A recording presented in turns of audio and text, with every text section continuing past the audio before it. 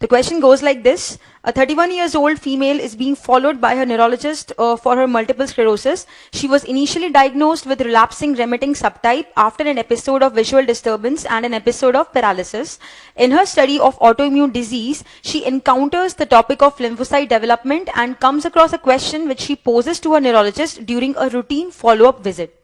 During the process of T lymphocyte maturation, T cell receptors of many lymphocytes demonstrate a high affinity interaction with MHC molecules expressed on thymic medullary epithelial and dendritic cells. What process do these lymphocytes undergo at this time? The options are affinity maturation, isotype switching, negative selection, or positive selection. The answer of this particular question is negative selection.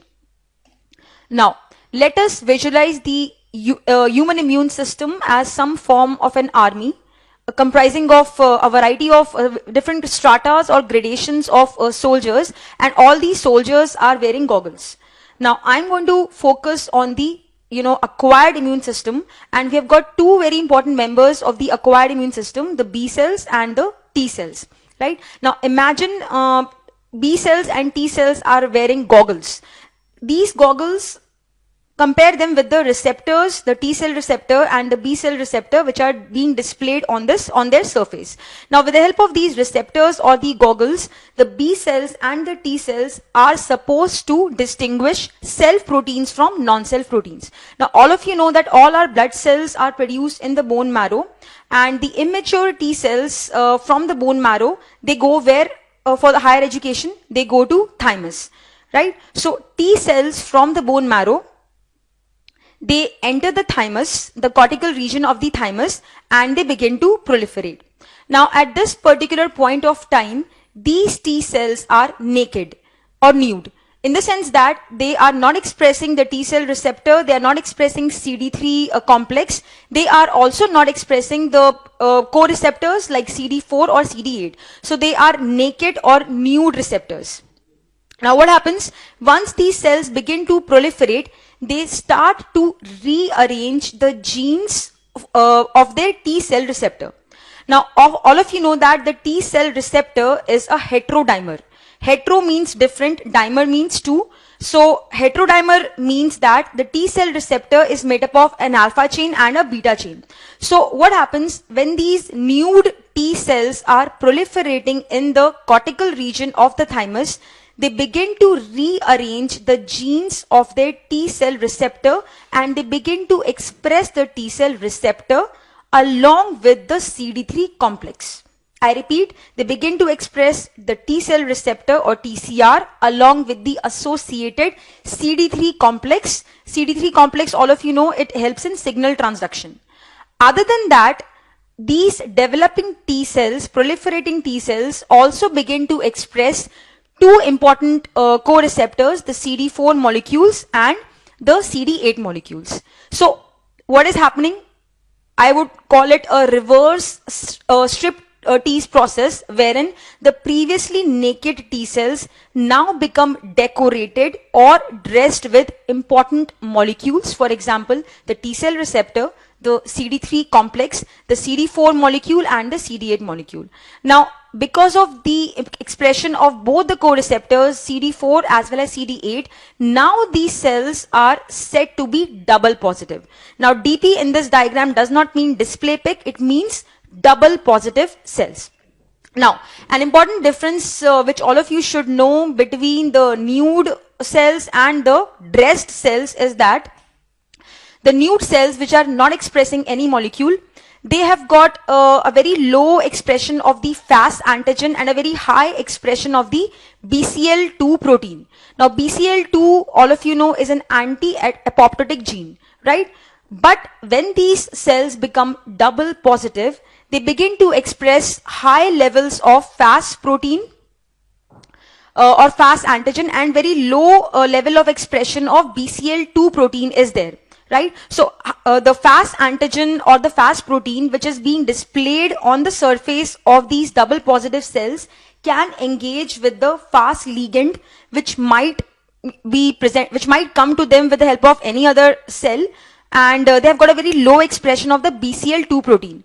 So we can say that these DREST or the double positive cells are now in a very vulnerable position, right? Because of high expression of FAS antigen and low expression of BCL2. Now, what happens? These highly vulnerable cells now have to undergo two important tests. See, imagine these cells as medical students who are now going to appear for two important exams. I think all of you will agree with me that during exams, many of the students become very, very vulnerable.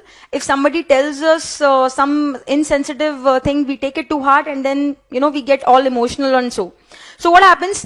During this vulnerable position, the very first test which these cells are supposed to undergo is test number 1, which is the test for MHC restriction. Now, what exactly happens during MHC restriction? Now, right now, these cells are in the cortical region of the thymus, wherein we have the cortical thymic epithelial cells. Now, the job of these cortical thymic epithelial cells is to display or to present the self-MHC molecules to these double positive cells. Now, imagine an exam is going on. Who is the examiner? The examiner is the cortical thymic epithelial cell, and the examinee is these double positive cells. And if suppose I am the cortical thymic epithelial cells and all of you watching this video, all of you are the double positive cells, I am going to ask you the question of the test. The question goes like this. Are you able to recognize the self-MHC molecules which I am displaying on my surface? Imagine the watch I am wearing, this is MHC molecule, right? So, are you able to recognize these self-MHC molecules? Now, the correct answer of this question is yes.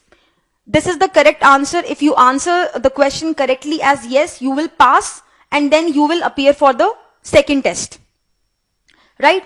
Now, it might seem a little ridiculous, using the term self-MHC, because obviously, if I'm talking about the development of my T cells, obviously, my T cells are going to be tested in my thymus only, not in my neighbor's thymus, right? But I don't know why, for some reason, this fancy term of self-MHC is still used in all the immunology books, right? So, the answer is, you should be able to recognize the self-MHC molecules.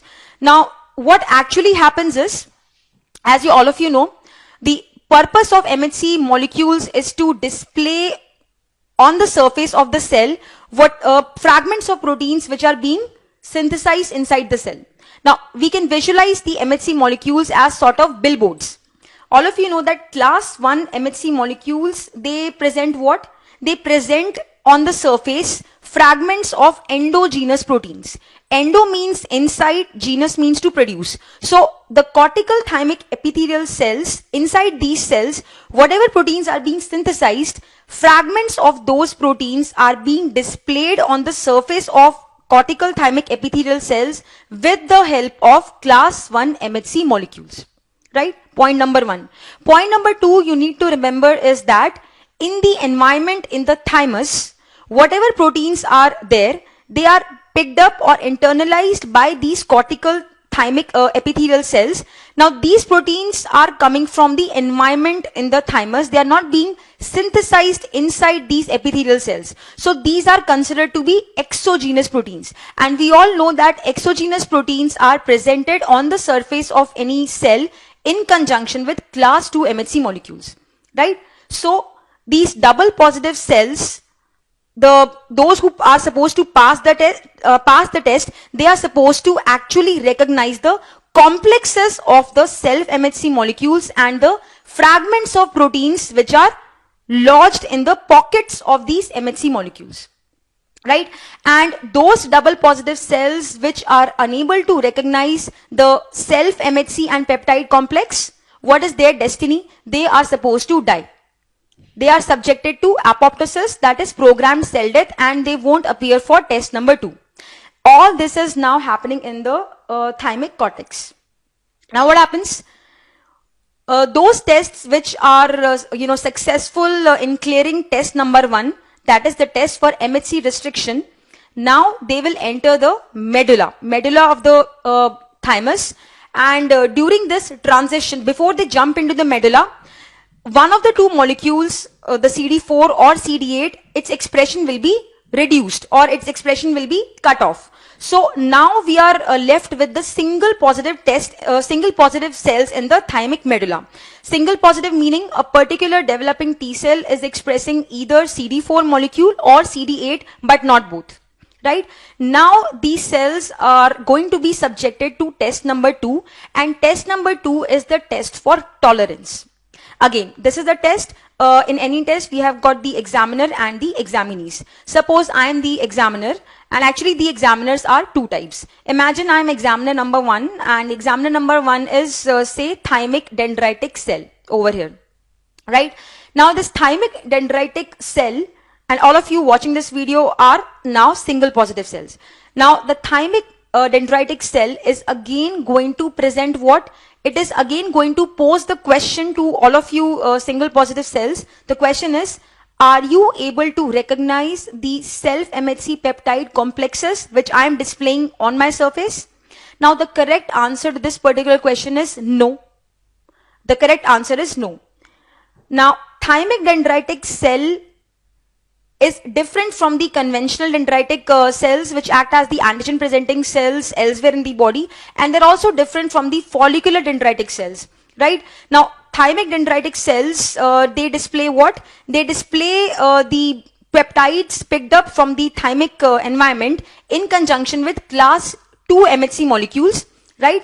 And they also display the proteins which are being synthesized inside them in conjunction with class 1 MHC molecules, and they are presenting these molecules to the single positive cells. Now those single positive cells which are unable to recognize this complex, they are said to be successful in clearing this test, and they will proceed further, right? Now what is the role of medullary thymic epithelial cell? Now medullary thymic epithelial cell is the cousin brother of the cortical thymic epithelial cell. Like the cortical thymic epithelial cell, it also displays the endogenous and the exogenous peptides on its surface, and it presents all these peptides to the single positive cells. Now an important difference between the kind of peptides which are being presented by these two examiners is that the thymic dendritic cells present generalized proteins, those proteins which are being produced by different tissues or organs in our body, right? Whereas the medullary thymic epithelial cells, they present tissue specific proteins to the single positive cells other than the general proteins. For example, the proteins which are expressed on myocardium are unique to myocardium. The proteins which are expressed on nephrons are unique to nephrons. So these are tissue specific antigens or tissue specific proteins which are specifically being displayed on the surface of the medullary thymic epithelial cells, and these are being presented to the single positive cells. Now an important feature which has been discovered recently regarding the medullary thymic epithelial cells is that they also display the phenomenon of autophagy. Autophagy means what? During starvation, what happens? These medullary thymic epithelial cells, they enclose portions of their cytoplasm, and those enclosed cytoplasmic portions then fuse with the lysosomes. Now these lysosomal contents are then going to act upon those cytoplasmic proteins, and some of them can be used by the cell itself, because this autophagy phenomenon is seen under starvation. Right? So some of the degraded proteins the cell can use for itself, and some of the other degraded proteins, they are expressed or displayed on the surface of the medullary thymic epithelial cells along with class 2 MHC molecules. Right? So basically the process of autophagy makes this whole process even more foolproof, because in future, in the sense that in the peripheral circulation, we would never want any T cell which is able to recognize any of the self proteins.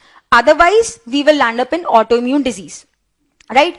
So at the end of both these tests, we are left with mature T cells which are endowed with two capabilities. Capability number one is they are supposed to recognize the self-MHC molecules which belong to this particular person, and capability number two is they should not be able to recognize the self-peptides which are being made by the cells of this particular individual. So this is called as negative selection. Now you might be wondering, right?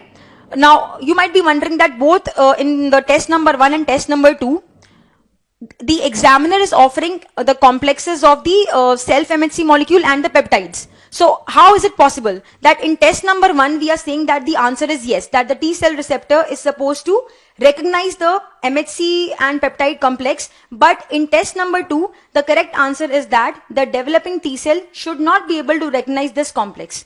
Now what is the answer to this?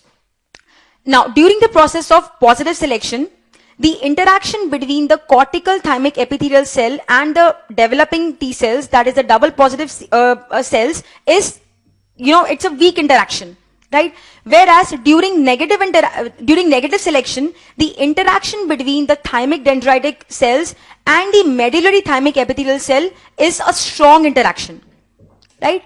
So during positive selection, that is during survival of the T cells, the reason is a weak interaction is going on between the T cell receptors and the MHC cell peptide displayed on the cortical thymic epithelial cells.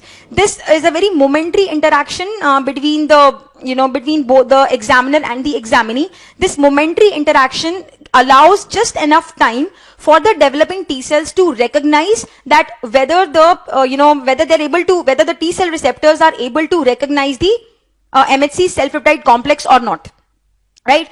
But during negative selection, what happens? There's a strong interaction between the T cell receptors and the MHC cell peptide, which is being expressed on the thymic dendritic cells or the medullary thymic epithelial cells, right?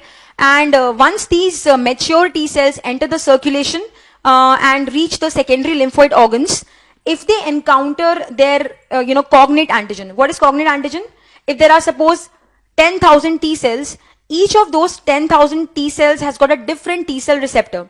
Just like a lock can be opened with a particular key only, you can't open a lock, you can't open different locks with one single key.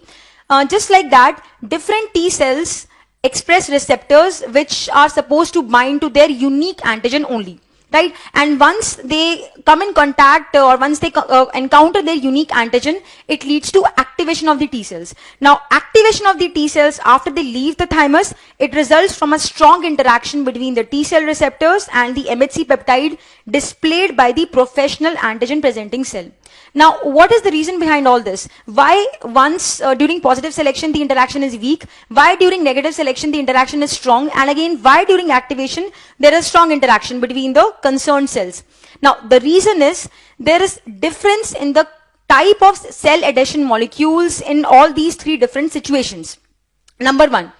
Number two, the type of the proteosomes. The proteosomes which are present in the cortical thymic epithelial cells and the proteosomes which are present in the medullary thymic epithelial cells, they differ from each other. And this difference in the nature of the proteosomes will lead to different kinds of peptides being expressed or displayed on their surfaces. That is another reason which decides whether the interaction is going to become a weak interaction or a strong interaction.